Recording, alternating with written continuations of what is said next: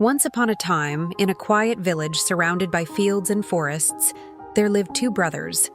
One day, they inherited a large piece of land, a beautiful field rich with black, fertile soil, the kind that promised generous harvests for many years.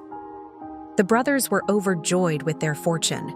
They thanked fate, the land, and even the clouds for such a gift. But their happiness did not last long. Soon a problem appeared, simple, yet difficult. How should they divide the field fairly between them? They sat together and began discussing where to draw the border. At first, the conversation was calm, but the more they tried to divide the land, the more arguments appeared. At one moment, it seemed to one brother that the other was taking more. A little later, the second brother decided he was receiving the smaller piece.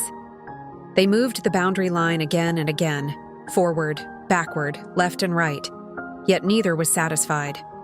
Their patience began to fade, their voices grew louder. It nearly reached the point of a fight.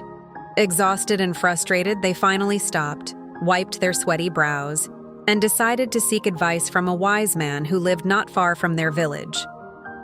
They came to him respectfully and said, "Tell us, please, how can we divide this field fairly and peacefully so that no one feels wronged?" The wise man smiled gently and replied, "I have a simple secret. Do as I tell you, and you will see that this method can be used to divide anything in the world.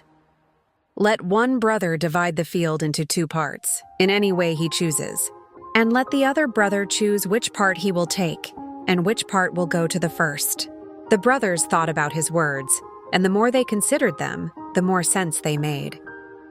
So they returned home and did exactly as the wise man instructed. One brother carefully divided the field as evenly as he could, because he knew the other would choose first. And the second brother selected the piece he preferred, because he wanted to feel the choice was just. Both were satisfied. There were no arguments, no anger, no envy, and from that day forward, whenever they needed to share anything, land, tools, or even the harvest, they always used this method. And they lived in peace.